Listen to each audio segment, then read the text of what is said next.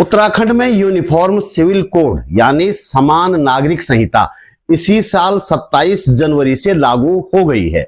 वैसे संविधान में भी समान नागरिक संहिता की बात है और भविष्य की संसद को यह जिम्मेदारी दी गई है कि वह पूरे देश के लिए ऐसा कानून बनाए, संसद को, न कि विधानसभा को।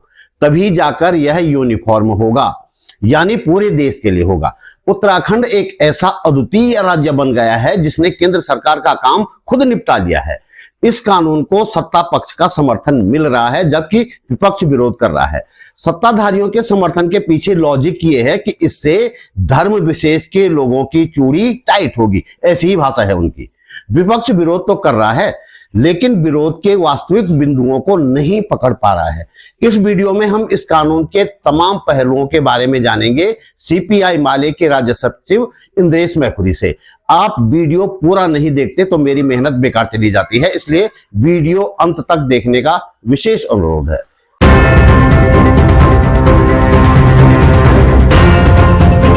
नमस्कार, बात बोलेगी चैनल पर आपका स्वागत। मेरा नाम है त्रिलोचन भट्ट और मैं करता हूं जन सरोकारों की बात। यूनिफॉर्म सिविल कोड यानी समान नागरिक संहिता पर बात करने के लिए सीधे चलते हैं इंद्रेश मैखुरी के पास। मैखुरी जी, बात बोलेगी चैनल पर आपका स्वागत। बहुत दिनों से सोच रहा था मैं कि यूसीसी का बड़ा हल्ला है, आपके साथ बातचीत की जाए, लेकिन कोई ऐसा मौका नहीं मिला। तो अब जबकि यूसीसी लागू हो चुका है और तमाम तरह से इसके विरोध में भी कई तरह की बातें आ रही हैं, लेकिन आपकी पार्टी सीपीआई-एमएल ऐसी पार्टी है जो लगातार इसके खिलाफ गोष्ठियां कर रही है, कार्यक्रम आयोजित कर रही है। तो एक बार आप शॉर्ट में मुझे बताइए ये क्या है और इससे आम लोगों पर क्या असर पड़ने वाला है। देखिए, ये तो सही बात है कि हम लोगों ने कोशिश किया कि अपनी पार्टी भाकपा माले की तरफ से कि अपने साथियों को और थोड़ा वाइडर सोसाइटी को भी बताया जाए कि ये कैसा कानून उत्तराखंड की सरकार ने बनाया है। ठीक। और उत्तराखंड की सरकार इसको बड़ी उपलब्धि के तौर पर प्रचारित कर रही है। वो ऐसी ही चीजों को उपलब्धि बताती है जो जिसकी जनता मांग नहीं करती, जो लोगों ने नहीं मांगा कि हमको यूसीसी चाहिए। ये भाजपा का एजेंडा था और भाजपा का एजेंडा एक तरह से लोगों पर थोप दिया गया। और शुरुआती तौर पर चूंकि इस राज्य में भी और देश के पैमाने पर भी ये चलन बना कि अल्पसंख्यकों के खिलाफ कुछ करिए तो समाज का एक बड़ा हिस्सा उससे तुष्ट महसूस करता है और वो सहजता से इसको स्वीकार करता है। और हर बार की हकीकत यही है कि इस अल्पसंख्यकों के खिलाफ कार्रवाई का शिगुफा दिखा करके पूरे ही समाज पर उसका हमला होता है। लव जिहाद, लैंड जिहाद, ये सारे उसके हिस्से। तो एक तरह से ये भी उसी तरह का कानून है जिसको शुरुआती तौर पर ये दिखाने की कोशिश की गई कि ये अल्पसंख्यकों के खिलाफ कुछ सरकार कर रही है और समाज का बहुसंख्यक हिस्से को इससे चिंतित होने की जरूरत नहीं है। लेकिन अच्छा, इसमें थोड़ा सा बीच में मैं आपको टोक रहा हूँ। पहले तो आप इस पे बताएं कि लव इन रिलेशन और इसका क्या वास्तव में इतना प्रभाव पड़ेगा इसका कि इसको जो है वैध हो जाएगा ये, देखिए जैसा कहा जा रहा है। लिव इन रिलेशनशिप को लेकर के कुछ प्रावधान किए गए हैं और ये तो सबसे पहली बात इसमें अफसोस की बात है कि जिस तरह से इस पर प्रतिक्रिया की जा रही है तो वो कोई प्रगतिशील नजरिए से लिव इन रिलेशनशिप पर प्रतिक्रिया नहीं की जा रही, बल्कि मुख्य विपक्षी पार्टी हो, पूर्व मुख्यमंत्री हो या प्रदेश की क्षेत्रीय पार्टी हो, तमाम लोग लिव इन रिलेशनशिप के सवाल पर ऐसे रिएक्ट कर रहे हैं जैसे कि वो भाजपा से उनकी भाजपा होने में प्रतिस्पर्धा या भाजपा से थोड़ा ज्यादा भाजपा होना चाहते हैं। तो एक तरह से प्रतिगामी मूल्यों के पक्षधर वो बन रहे हैं। असल मसला ये है कि लिव इन रिलेशनशिप को लेकर के जिस तरह का वितंडा खड़ा किया गया है और लिव इन रिलेशनशिप को उस कानून में जिस तरह से क्रिमिनलाइज किया गया है, एक तरह से अपराध की श्रेणी में लिव इन रिलेशनशिप को ले आया गया है। लिव इन रिलेशनशिप आज के दौर के समय से कहिए तो एक आधुनिक परिघटना है जिसमें दो कंसेंटिंग एडल्ट्स ये तय करते हैं कि विवाह के औपचारिक बंधन में वो नहीं जाना चाहते, इसलिए वो साथ रहेंगे एक निश्चित समय तक, जिस समय तक उनका आपस में संबंध ठीक रहेगा और उस निश्चित समय के बाद वो चाहे तो अलग हो जाएंगे, अपने रास्ते वो देख सकते हैं या उसको विवाह में भी तब्दील कर सकते हैं जैसा उनकी सहूलियत होगी। तो उसमें राज्य जिस लेवल पर घुसा है, या सरकार या कानून या पुलिस जिस स्तर पर घुसी है, तो एक तरह से उनकी निजता को पूरी तरह से ध्वस्त कर दिया है। क्योंकि रजिस्ट्रेशन कराने के लिए उनको रजिस्टर कराना होगा, रजिस्टर कराने के लिए रजिस्ट्रार के पास जाना होगा, रजिस्ट्रार इसको थाने में भी भेजेगा, वहाँ पुलिस का भी है, इसमें पुलिस भी शामिल हो गई, तो इसको थाने के पास ये जाएगा, थाना एक तरह से इसमें इन्वॉल्व हुआ। और इसके अतिरिक्त अगर वो जो दो लोग लिव इन में रहना चाहते हैं वो 21 साल से कम उम्र के हुए, तो फिर उनके माता पिता के पास भी ये जाएगा। तो ये उसके अतिरिक्त उसमें कहाँ रहेंगे, तो उस रहने की जगह का भी प्रमाण पत्र एक तरह से लेके आना है। तो साधारण शब्दों में कहिए तो एक मकान मालिक भी प्रस्तुत करना है, और मकान मालिक का बिजली का बिल, पानी का बिल, हाउस टैक्स, ये सब प्रस्तुत करना है। तो और बिना इसके लिव इन का रजिस्ट्रेशन नहीं होगा। और इसमें लिव इन रिलेशनशिप रजिस्टर नहीं कराने पर सजा है, बिल्कुल 10,000 रुपया, 3 महीने की सजा। यहां तक कि लिव इन रजिस्टर आपने करा दिया और आपसे जो सर्टिफिकेट या statement of live in registration मांगा गया वो नहीं प्रस्तुत कर पाए, उसमें भी 6 महीने की सजा है, 25,000 रुपया जुर्माना है। तो एक तरह से लिव इन रिलेशनशिप की पूरी प्रक्रिया को अपराध के नजरिए से देखा गया है, और उसको आपराधिक बनाने में, उसको क्रिमिनलाइज करने में पूरे कानून का उपयोग इस तरह से किया गया है। तो ये सरकार का नजरिया है। और इसमें बस एक चीज मैं ध्यान दिलाना चाहता हूं कि जिस दिन ये लागू हुआ तो लिव इन रिलेशनशिप के रजिस्ट्रेशन के संदर्भ में मुख्यमंत्री का बयान अखबारों में छपा है, और उन्होंने कहा कि कोई श्रद्धा किसी आफताब का शिकार ना हो। मतलब वही जोड़ दिया गया, वो फिर उसका सांप्रदायिक नजरिया उन्होंने जोड़ा है। तो भाई ये सही बात है कि 2022 में आफ्ताब पूनावाला और श्रद्धा वाकर एक साथ लिव इन रिलेशनशिप में रहते थे, और बहुत दुर्दांत तरीके से, बहुत जघन्य तरीके से श्रद्धा की हत्या की गई। ये निंदनीय है। लेकिन इस उत्तराखंड में खड़े होकर के जब आप ये उदाहरण देते हैं तो तब हमको याद करना पड़ता है राजेश गुलाटी 2010 में इंजीनियर राजेश गुलाटी ने अपनी पत्नी अनुपमा गुलाटी को उसको हत्या की, उसको फ्रिज में डीप फ्रीजर में रखा और उसके टुकड़े टुकड़े काट करके जंगल में फेंकता रहा। तो वो लिव इन रिलेशनशिप नहीं था, वो शादी थी, उसमें बच्चे थे। तो कहने का आशय यह है कि इसमें किसी धर्म का मसला नहीं है कि ऐसी जघन्यता सिर्फ धर्म के आधार पर करेगा, ऐसी जघन्यता सिर्फ लिव इन रिलेशनशिप में होगी, ये कोई मसला नहीं है। लेकिन क्योंकि सरकारों का पूर्वाग्रह है, दुराग्रह है सत्ता में बैठे लोगों का, इसलिए वो ऐसे उदाहरणों को कोट करते हैं। और इसमें बस एक बात और मैं जोड़ देता हूं जो अभी हाल में हुई।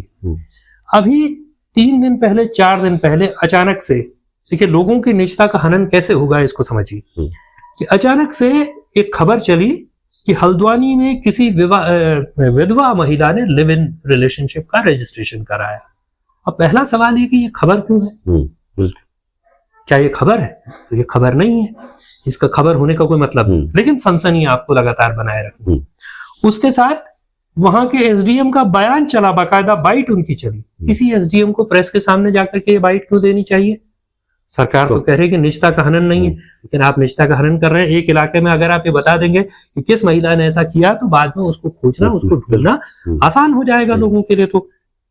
तो एसडीएम बयान दे रहे हैं, तो एक तरह से लोगों की निजता को पूरी तरह से ध्वस्त करने का ये जो योजना है। और ये चूंकि कानून ने आपने प्रावधान कर दिया, एक्ट में सेक्शन 15 में ये प्रावधान है कि ये जो सारे रजिस्टर्स हैं, लिव इन का रजिस्टर, विवाह का रजिस्टर या तलाक का रजिस्टर, ये पब्लिक इंस्पेक्शन के लिए ओपन रहेंगे। ये सेक्शन 15 में प्रोविजन है। किसी को क्यों जानना है कि किसकी किसी से शादी हो रही है? किसको जानना है कि किसका किससे तलाक हो रहा है?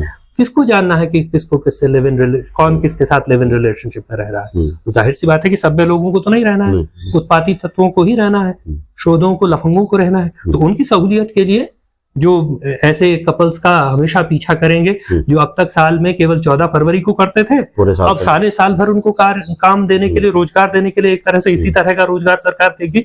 तो उनके लिए बाकायदा कानून में व्यवस्था है। सेक्शन 15 एक्ट कह रहा है कि ये सारे रजिस्टर्स तो पब्लिक इंस्पेक्शन के लिए ओपन होंगे। मतलब लिव इन रिलेशन के मामले में ये है कि ये वैध करने का मामला नहीं है, बल्कि निजता के हनन का मामला ज्यादा है, निजता के और चयन के भी अधिकार का अतिक्रमण करने का। कि जैसे ही आपने ये उदाहरण दिया, मुख्यमंत्री के उदाहरण से ये स्पष्ट है कि वो साफ तौर पर ये इंगित कर रहे हैं कि भाई ऐसा कोई लिव इन में रहेगा तो उसका तो पीछा किया जाएगा, उसको तो हॉन्ट किया जाएगा। और अभी मैं आपको बताऊं एक उदाहरण, शादी का ही उदाहरण है कि कुछ महीने पहले काशीपुर में एक लड़की, हिंदू लड़की ने एक मुस्लिम लड़के के साथ स्पेशल मैरिज एक्ट में विवाह के लिए अप्लाई किया।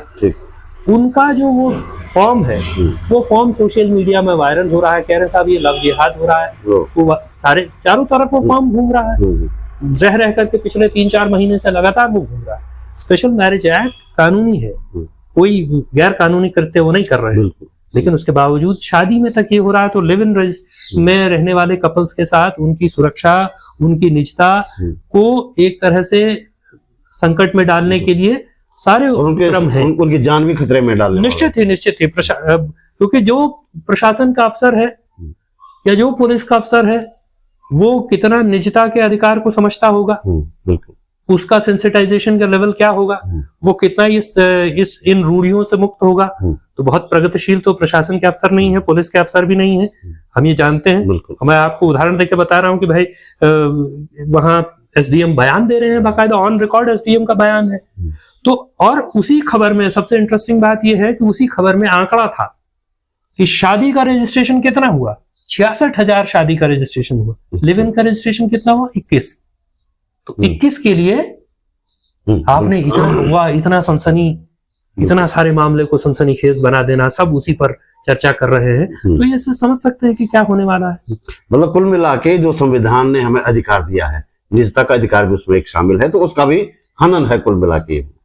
दूसरी बात मैं आपसे ये पूछ रहा था कि वो आपको मैंने कहते हुए सुना है कि रजिस्ट्रेशन करने के लिए कई लाइनें लगानी पड़ेंगी कई बार, तो क्या है ये मामला, थोड़ा विस्तार से बताएं। देखिए, तो लिव इन हमने चर्चा कर लिया, लेकिन सबसे कम चर्चा जिस बात पर हो रही है वो है शादी का रजिस्ट्रेशन।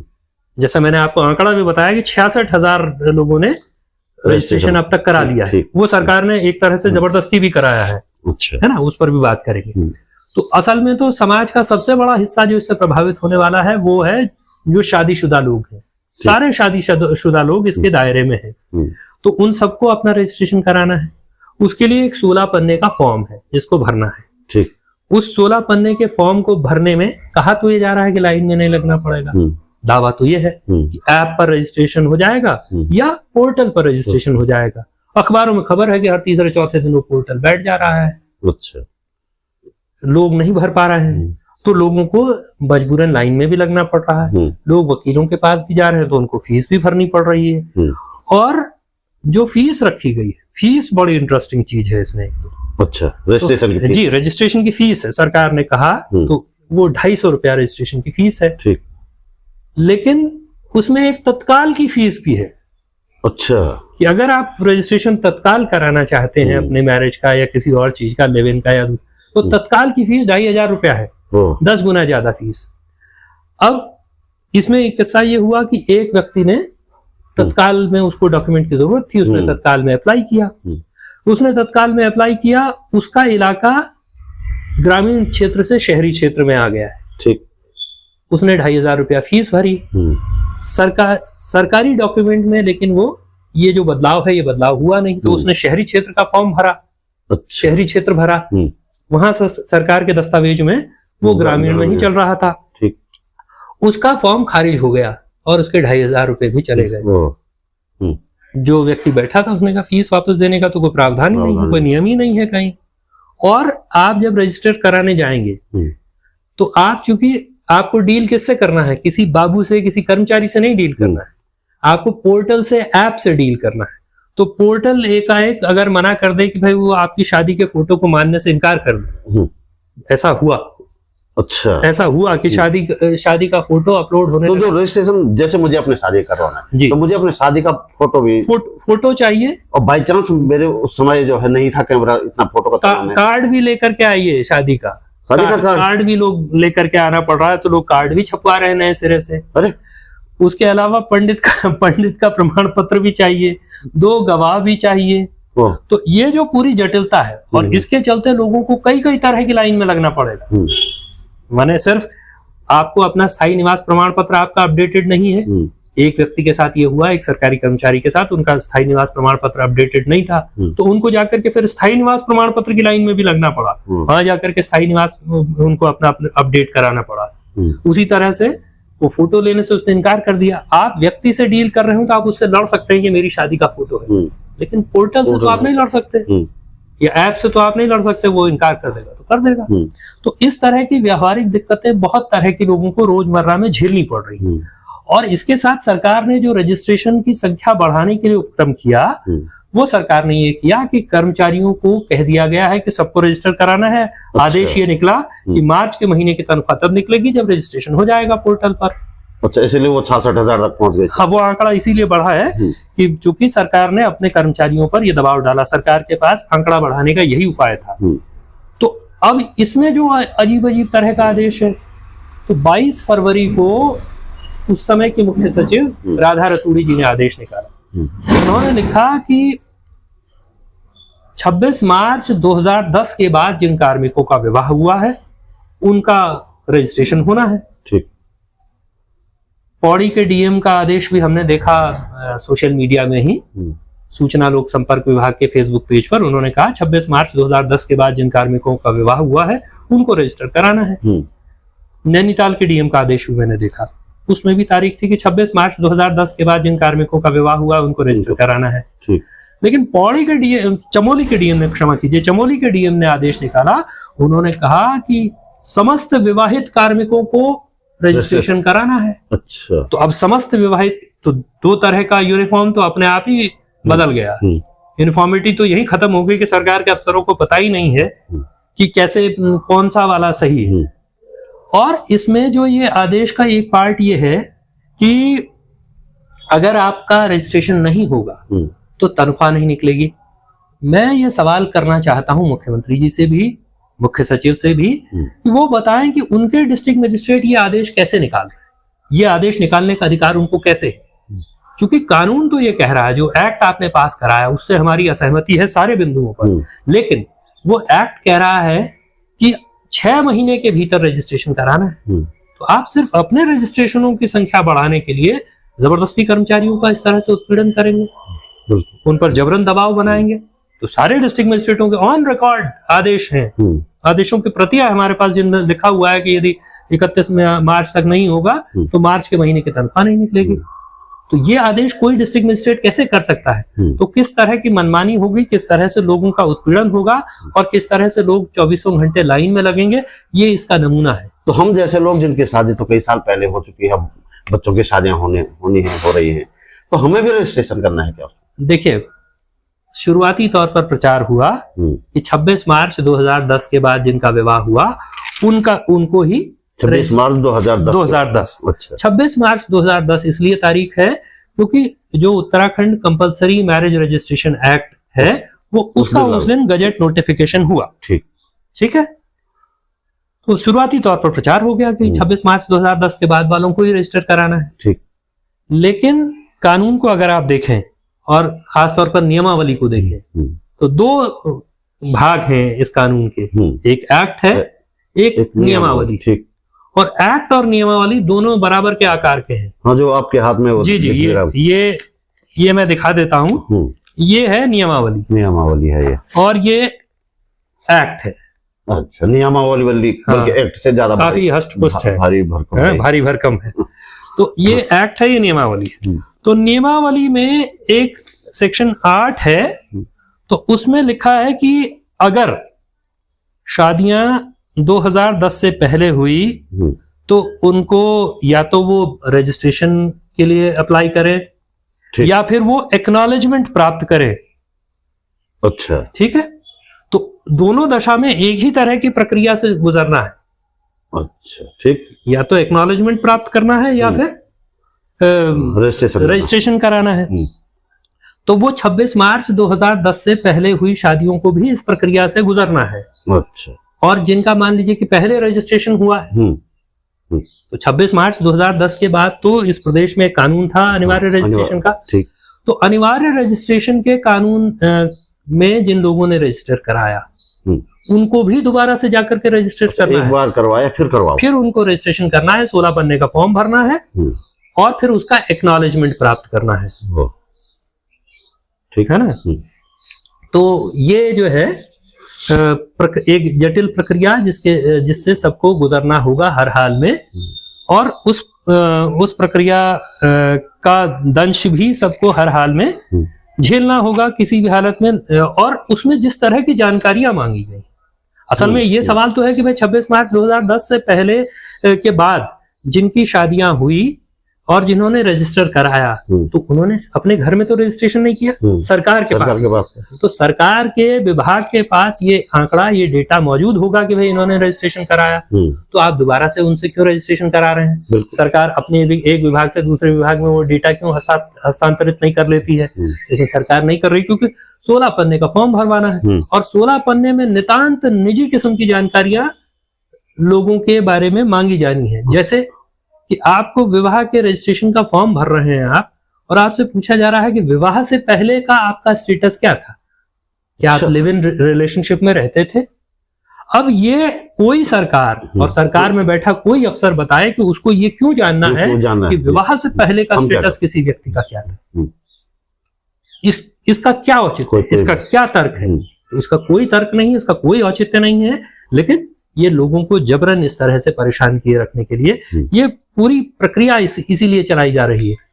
और ये भी आप समझिए कि रजिस्ट्रेशन आपने करा लिया, ये 16 पन्ने का फॉर्म भर लिया, उससे आप पार पा गए, आपकी शादी की फोटो भी ठीक पाई गई, आपके पंडित का सर्टिफिकेट भी हो गया, गवाह भी हो गए, सब कुछ हो गया, रजिस्टर आप हो गए। तो यहाँ बात खत्म नहीं हो रही है। उसके बाद यदि आप अपना घर बदलेंगे, अपना फोन नंबर बदलेंगे, अपना ईमेल एड्रेस बदलेंगे, तो आपको फिर वहां जाकर के बताना है कि ये बदलाव हो गया है। तो एक तरह से उस रजिस्ट्रेशन के चंगुल में आप आजीवन रहेंगे। अच्छा। और कोई विधुर है, कोई विधवा है, वो इससे मुक्त नहीं है, उसको भी रजिस्टर कराना है। तो 26 मार्च 2010 से पहले की शादियों को रजिस्टर कराना है का अर्थ समझते हैं आप? उसकी कोई तिथि नहीं है, वो 1947 में हुई शादी भी हो सकती है ना। तो एक तरह से सब उसके दायरे में, सब उसके चंगुल में है, सबको वो रोज भुगतना है। उस विवाह में अगला क्या डेवलपमेंट हुआ, उस विवाह में बच्चे हुए, फिर जाकर के वहां सरकार को बताना है कि साहब विवाह में संतानोत्पत्ति हो गई है। अच्छा, है ना। तो कोई सरकार ये सब क्यों जानना चाहती है? ये सब इसलिए जानना चाहती है क्योंकि वो एक निगरानी का तंत्र स्थापित कर रहे हैं, एक सर्वेलांस का तंत्र स्थापित कर रहे हैं। आपके नितांत निजी से निजी जानकारी वो अपने पास रखना चाहते हैं, आपके नितांत पर्सनल चीजों को, आपके निजी रिश्तों को वो अपने पास रखना चाहते हैं। और इसलिए आप समझिए कि जिन लोगों ने समझा कि भाई ये तो अल्पसंख्यकों के खिलाफ ही हमला हो रहा है, आज की तारीख में उनके होने वाले विवाह या हो चुके विवाहों का स्टेटस ये है कि उन्होंने कितने रीति रिवाज से विवाह संपन्न किया, इससे कोई फर्क नहीं पड़ता। उस विवाह की वैधता तब है जब वो रजिस्टर्ड है। अगर वो विवाह रजिस्टर्ड नहीं है तो फिर उसकी वैधता नहीं है, क्योंकि विवाह रजिस्टर्ड नहीं कराने के लिए सजा है। 10,000 रुपया जुर्माना होगा अगर आप विवाह रजिस्ट्रेशन नहीं कराएंगे। सरकार की योजनाओं का लाभ नहीं मिलेगा अगर आप विवाह रजिस्टर नहीं कराएंगे। तो एक तरह से उस विवाह की वैधता संदिग्ध है। आपने भव्य तरीके से रीति रिवाज से, क्योंकि जीवन की सारी जमा पूंजी लोग विवाह पर भी खर्च करते हैं, तो उस तरह से विवाह किया, लेकिन अंततः अगर वो रजिस्टर्ड नहीं है तो फिर उसकी मान्यता नहीं है। तो नागरिक हर समय एक तरह से भय में सरकार से रहेगा। वो सरकार के खिलाफ आवाज उठाने से पहले ये सोचेगा कि मेरा रजिस्ट्रेशन है कि नहीं। तो मेरा तो यार घर परिवार में जिसके साथ मैं रह रहा हूँ, यहाँ 7 जन्म का बंधन हो गया धर्मों में, धार्मिक हिसाब से, लेकिन मेरा तो यहाँ मान्यता ही नहीं है, मैं सरकार के खिलाफ आवाज कैसे उठाऊं? तो एक पूरा निगरानी का तंत्र, जनता को, नागरिकों को प्रजा में तब्दील करने का तंत्र, ये एक व्यवस्था। और यही एक फासिस्ट स्टेट का कैरेक्टर है। एक फांसीवादी राज्य क्या करता है? वो जनता को प्रजा में तब्दील कर देता है। वो सरकार के सत्ता के रहमो करम पर जिंदा रहे, क्योंकि आप देखिए इसमें सरकार का कोई उत्तरदायित्व नहीं। सरकार हर उत्तरदायित्व से मुक्त है। सरकार के पास जो रजिस्ट्रेशन है वो उनका भी जिम्मेदारी नहीं लेना चाहती, वो उनसे भी दोबारा रजिस्ट्रेशन कराना चाहती है। तो सरकार हर उत्तरदायित्व से मुक्त है और जनता उस रजिस्ट्रेशन की मार, उस रजिस्ट्रेशन के जंजाल में आजीवन फंसे रहने के लिए अभिशप्त है। आगे बढ़ने से पहले आपसे एक गुजारिश, आप महसूस करते हैं कि इस वीडियो को बनाने में मैंने थोड़ी बहुत मेहनत की है और आपको इससे कुछ काम की जानकारी मिली है, तो वीडियो को लाइक करें, कमेंट करें, साथ ही शेयर भी करें। पहली बार मेरे चैनल पर आए हैं तो चैनल सब्सक्राइब अवश्य करें। हमारे पास इनकम का कोई जरिया नहीं है, इसलिए यदि आप समर्थ हैं और चाहते हैं कि यह चैनल आगे भी चलता रहे तो अपने जेब खर्च में से एक छोटी सी राशि निकालकर आर्थिक सहयोग अवश्य भेजें। आप YouTube पर वीडियो के नीचे ज्वाइन बटन पर जाकर या सुपर थैंक्स पर जाकर मेरा सहयोग कर सकते हैं। डिस्क्रिप्शन में बैंक डिटेल भी है।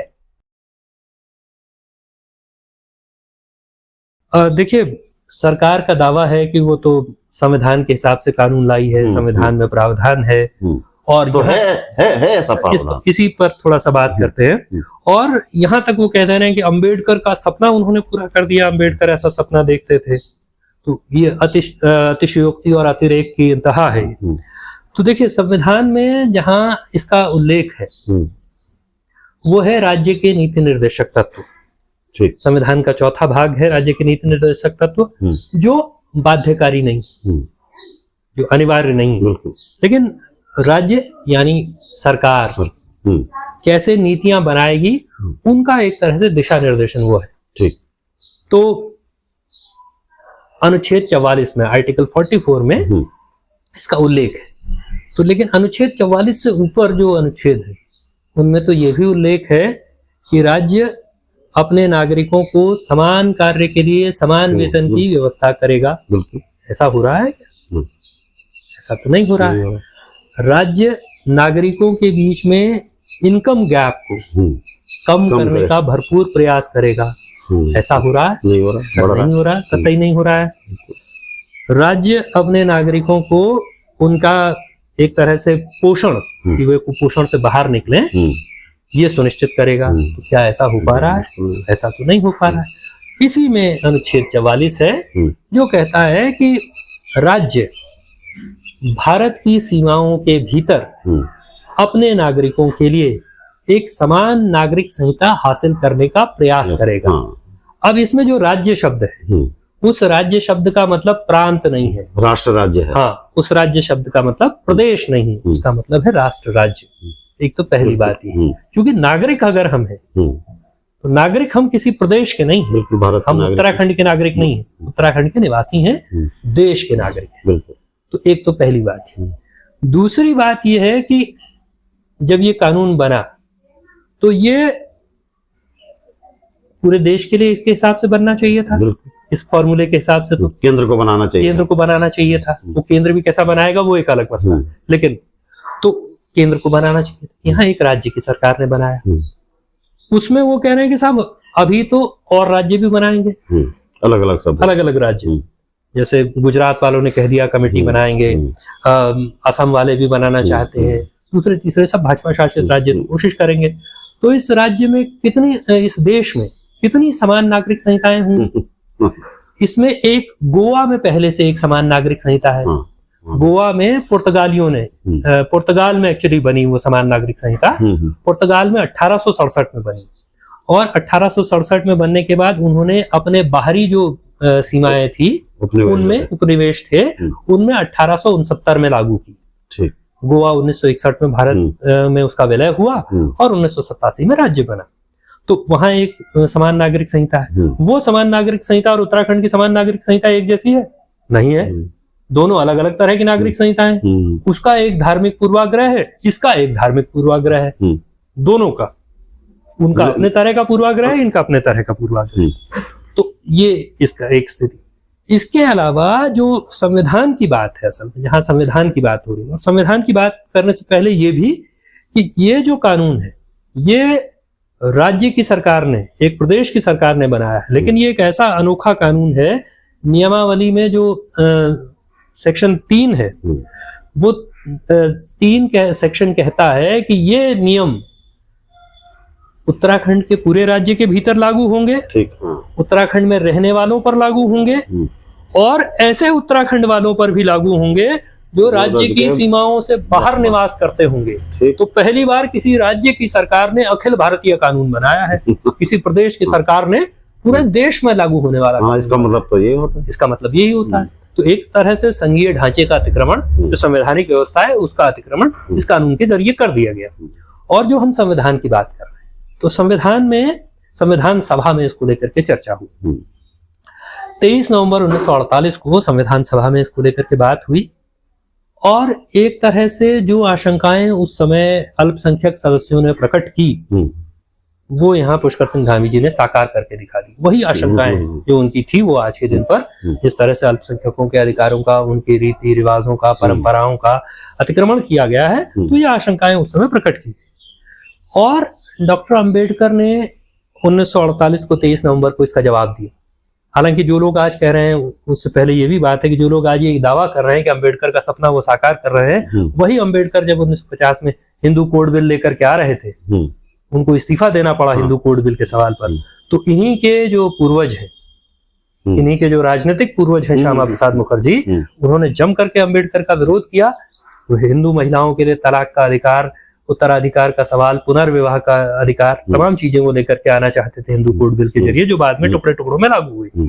तो उन अंबेडकर के बारे में इनके ही पूर्वज श्यामा प्रसाद मुखर्जी ने, राजनीतिक पूर्वज श्यामा प्रसाद मुखर्जी ने कहा कि ये अंबेडकर तो हिंदू धर्म की बुनियाद में डायनामाइट लगाना चाहता है। तो आज के दिन पर वो कह रहे हैं वो अंबेडकर का सपना पूरा कर रहे हैं। तो अंबेडकर ने जो कहा संविधान सभा में, अंबेडकर ने कहा, उन्होंने कहा कि देखिए ये सही बात है कि इसकी व्यवस्था संविधान में ये की जा रही है, ये लिखा जा रहा है यूनिफॉर्म सिविल कोड। और उन्होंने इस प्रचार का भी एक तरह से जवाब दिया जो आज के दिन पर प्रचार किया जाता है कि कानूनों में बड़ी असमानता है, इसलिए समान कानून हम लेकर के आए। अंबेडकर ने कहा कि नहीं, यूनिफॉर्म सिविल कोड तो एक स्तर पर लागू है, क्योंकि जो क्रिमिनल कोड है वो सबके लिए एक जैसे हैं, जो दूसरे कानून हैं वो सबके लिए एक जैसे हैं। केवल एक विवाह का क्षेत्र है जिसके बारे में उन्होंने शब्द प्रयोग किया कि we have not been able to invade, जिसमें हम अभी तक घुस नहीं पाए हैं। केवल विवाह का क्षेत्र है जहां इस तरह का नहीं हो पाया। तो इसलिए ये कहना है कि कानूनों में भिन्नता है, आज की तारीख में भी कानूनों में कोई भिन्नता नहीं है। कानूनों में संविधान सबके लिए समान रूप से लागू होता है। जो क्रिमिनल कोड्स भी है, सब पे लागू, हत्या की सजा सबको एक है, उसमें धर्म का मसला नहीं है। चोरी की सजा सबके लिए एक है, उसमें धर्म का मसला नहीं है। तो ये कहना तो लोगों को भ्रमित करना है। तो अंबेडकर ने इस बात को कहा, डॉक्टर अंबेडकर ने ये भी बात कही। और उस समय मूल संविधान में जब ये बात हो रही थी तब ये अनुच्छेद 44 नहीं था, अनुच्छेद 35 था। तो डॉक्टर अंबेडकर ने जवाब देते हुए कहा कि सिर्फ इसलिए कि यदि ये कह दिया गया है कि राज्य अपने नागरिकों के लिए समान नागरिक संहिता हासिल करेगा, तो ये इस आधार पर नागरिकों पर नहीं थोपा जाएगा सिर्फ इस बात के लिए कि वो नागरिक है। आज के दिन पर ये इसी आधार पर नागरिकों पर थोपा जा रहा है कि वो नागरिक है। उन्होंने यहां तक कहा कि शुरुआती तौर पर यह हो सकता है कि ये वैकल्पिक हो, जो चाहे वो हाँ उसके दायरे में। उन्होंने कहा कि भविष्य की संसद, ये भी स्पष्ट, भविष्य की विधानसभा नहीं, भविष्य की संसद जब कानून बनाए तो वो ऐसी व्यवस्था कर सकती है कि वो इसको शुरुआती तौर पर वैकल्पिक बनाए। और इसमें उन्होंने उदाहरण दिया बाकायदा। उन्होंने कहा कि इंडियन शरीयत एक्ट 1937 जब बना तो शुरुआती तौर पर वो वैकल्पिक था। जो इससे शासित होना चाहता था वो एक अफसर के पास जाकर के अपने आप को बताता था, जो नहीं शासित होना चाहता था नहीं शासित होता था। आज के दिन पर जबरन थोप दिया गया है, फेडरलिज्म का, संघीय ढांचे का अतिक्रमण करके थोप दिया गया है। राज्य की विधानसभा ये सब कर रही है। तो इसलिए, और अल्पसंख्यकों के तो पर्सनल लॉज का भी एक तरह से उल्लंघन, और उनकी पूरी तरह से कमेटी में तक उनका कोई व्यक्ति नहीं था। इससे आप समझ सकते हैं कि उनका पूर्वाग्रह क्या है। तो ये एक तरह से हम इसको, इसीलिए हम ये कह रहे हैं कि ये संविधान विरोधी है, ये अल्पसंख्यक द्वेषी है, महिला विरोधी है, और नागरिकों के अधिकारों का अतिक्रमण करने वाला कानून है, इसलिए इसका विरोध हो। बहुत बहुत धन्यवाद हमारे साथ बात करने के लिए। उम्मीद है जिन लोगों ने मैखुरी जी को आपसे पहले सुना नहीं होगा इस मुद्दे पे, उनकी समझ में इस बातचीत से काफी बातें आ गई होंगी। धन्यवाद।